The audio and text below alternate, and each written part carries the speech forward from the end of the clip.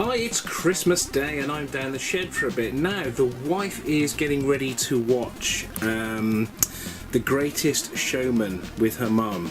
So I thought the best place for me to be is down here because, to be honest, I'd rather stick pins in my eyes than sit and watch that. So, here we have a really nice monitor. Now this is my Philips, it is a CM8833 Mark II, and I primarily use this on my Amiga. Unfortunately, it died yesterday or the day before whilst I was using it. All it does now, no power light comes on and it just sits there whining. Now, I believe that is the Flyback transformer. Now, normally I wouldn't touch these with a barge pole. I fix most electrical things, but CRTs, I find them a bit dangerous. They have a nasty habit of killing you if you disrespect them. But putting that aside, I'm going to open this baby up and find out what the Flyback transformer is, and I'm going to have a go at ordering one, and as I can solder, I'm going to have a go at fixing this myself. Now, CRT technology, I love it. I absolutely love it, and the reason I love it is it gives a picture quality for some of these older machines like we have here, like the 64 and the Beav and the MSX. It just looks wonderful. It's a technology that I love. I'm very fond of it, and these machines look awful on LCD screens. So, this cost me a fair bit of money, not quite 100 quid, but not far off it. So I thought it's worth getting it fixed.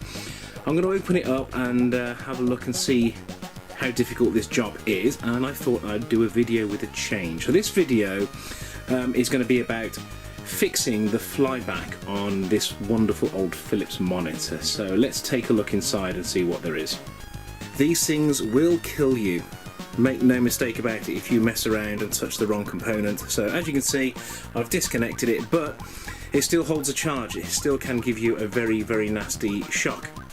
Now, the component that we're interested in that's failed is the Flyback or line output transformer, which is this thing here.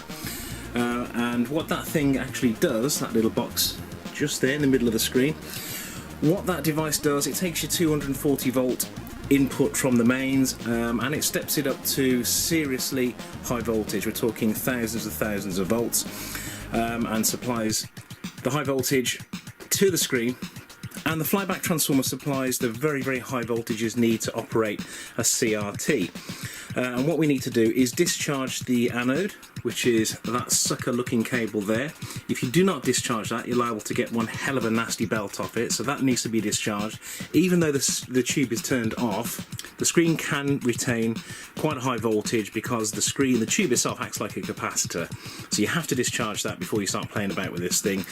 And then we have to desolder that off the board, and then we should be able to replace it. So I'll crack on and do that. Right, so that's the main board out of the monitor. There's the chassis on the floor. There's the main board, and there's the Flyback transformer there. You can see it in the middle of your picture. Taking extreme care, removing all jewellery, to discharge the anode properly to make sure I don't get one hell of a belter and end up in an early grave. So the next part of the project is, if I flip this board over, I have to unsolder, if I can zoom in on the area. There you go. So there's the tabs that hold the transformer in place. So I'm going to have to go around and unsolder those and release the Flyback transformer from the board. So I shall crack on and do that now. So you let the solder flow and carefully remove it.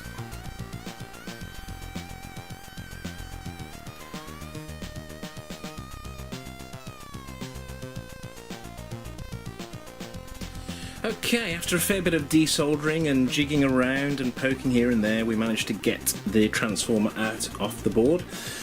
So what I need to go and do now is look up that part number and see whether I can get myself a replacement Flyback transformer for my lovely Amiga monitor. So I'm going to go off and do that. I'll catch you guys in a bit.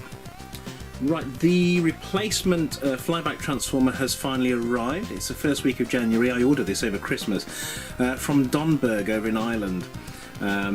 There's the old one, there's a new one. and the pins are the same. The model number is not the same, it's an equivalent, because I take it the original one can no longer be sourced. So this is the equivalent model, pins are the same size, looks good. The cables are all red on this one, so attention and care must be needed to make sure that everything is connected up the same way. The other one has a combination of red, grey and black. This is all red. So I'm going to crack on with fitting that to the board now. Right, the new transformer fits perfectly. It's gone into all the holes, no problem. I've not had to bend any of the pins at all. And on the bottom, if I can flip it over, on the bottom there, even the plastic retaining clips are in the right place. So I'm just going to put some flux on those pins and solder it all up.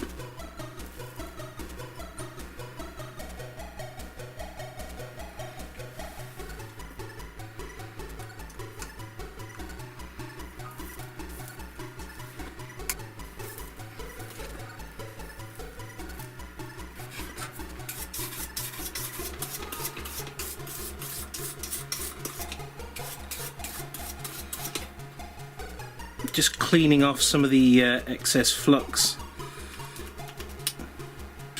That's the transformer soldered into place nice and carefully, so I need to connect all the wiring back up now.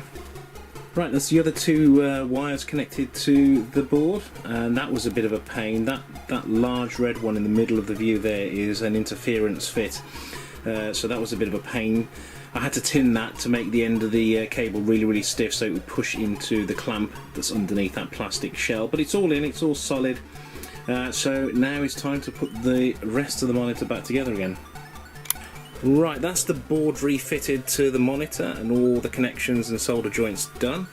It was a bit of a fiddle to get the board to fit back in, because on the front there's a load of volume contrast controls, and they needed to be jiggled back into position because I wonder if I can get a shot through there.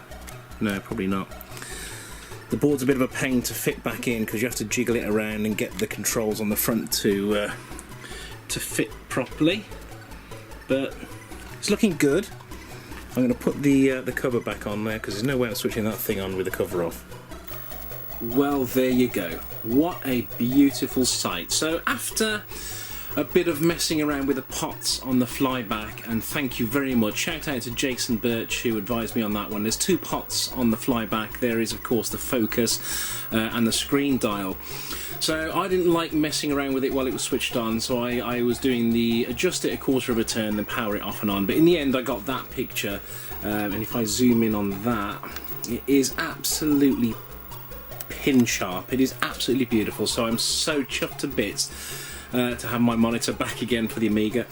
I'm a bit OCD, you see. The problem I have is I think these machines were designed, well, they were definitely designed for use on CRT monitors. The games, some of the game visuals, especially by the Bitmap brothers, were designed for CRT and phosphor, and they just don't look the same on LCD. I don't like playing on these old machines on LCD, although sometimes I do just for convenience, but you know, if you want to experience an Amiga, a Specchia, Commodore, they just don't look the same unless you're on original hardware on an original CRT monitor. So for me, this Philips monitor is the best thing for my Amigas, and I think it looks absolutely brilliant. So if you don't mind, I'm going to go off now and enjoy a game of Hybris on my newly fixed monitor. Thank you for watching. We'll see you again soon. Bye bye.